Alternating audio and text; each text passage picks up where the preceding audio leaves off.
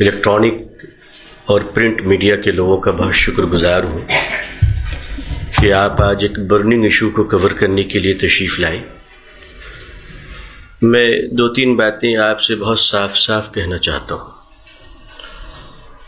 जितना साफ आप सुनना चाहते हैं मैं उतना ही साफ बोलना चाहता हूँ।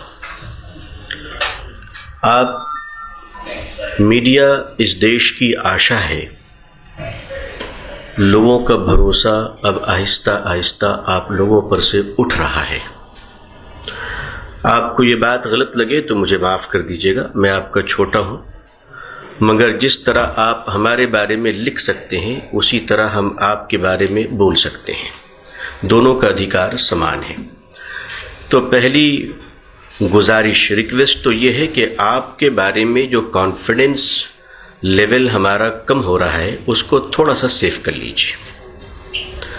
दूसरी बात यह है कि सीएबी बिल को लेकर डिब्रूगढ़ में जो कैंडल मार्च निकाला गया लाखों लाखों लोगों के साथ, थोड़ा उसको भी जगह दीजिए।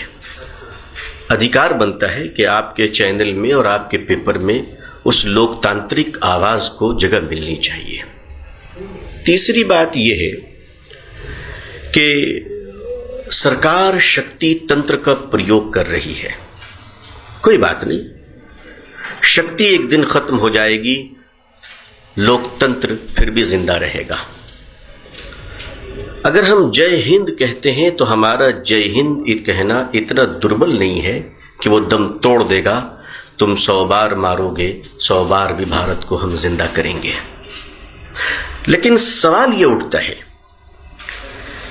आज जो हमारे और आपके बीच में रिश्ता है, हम के बीच में रिश्ता, हम हौ से हिंदू मौ से मुसलमान, क्या ये रिश्ता सीएबी बिल और एनआरसी के बाद कौन कहां जाएगा वो छोड़िए, इस रिश्ते का क्या होगा वो देख लीजिए।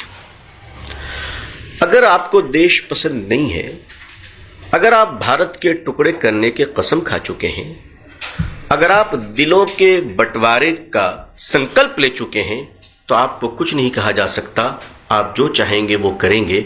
लेकिन एक चीज़ याद रखिएगा कि 1947 में जब भारत का विभाजन हुआ था और दुर्भाग्य से जो मुसलमान पाकिस्तान चले गए थे, वहाँ के मुसलमान आज भी उनको मुहाजिर कहते हैं। कल एनआरसी के ज़रिए, सीएबी के ज़रिए हमारे जिन हिंदू भाइयों को सिटीजनशिप मिलेगी, अगले 100 साल तक यहाँ के हिंदू उनको इलीगल इंडियंस मानेंगे। कहेंगे कि तुम ओरिजिनल इंडियन नहीं हो, तुमने हमारा अधिकार लिया है।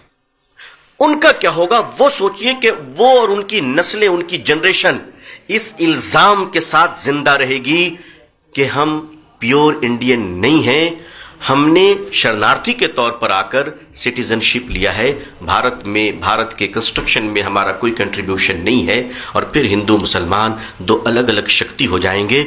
इस देश का क्या होगा? हम मुसलमान खतरे में नहीं है, हिंदू खतरे में नहीं है। मैं आपसे साफ साफ कहना चाहता हूं, देश खतरे में है, भारत खतरे में है। देश को बचा लीजिए। हमारा क्या, हम आज हैं कल नहीं रहेंगे, सरकारें आज हैं कल नहीं रहेंगी, मगर देश है, देश रहेगा। हमारी जो आने वाली जनरेशन है उनको हम क्या इतिहास देना चाहते हैं? क्या सुभाष चंद्र बोस ने इसी भारत के स्वाधीन के लिए लड़ाइयां लड़ी जो आज तक पता नहीं चला वो कहां के?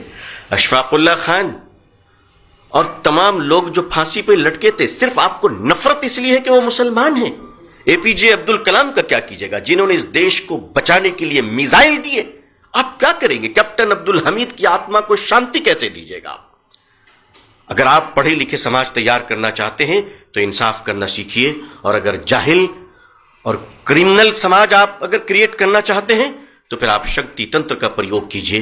लेकिन मैं आपसे कहूंगा कि शक्ति तंत्र हार जाएगी, लोकतंत्र फिर भी जीत जाएगा। बहुत बहुत धन्यवाद।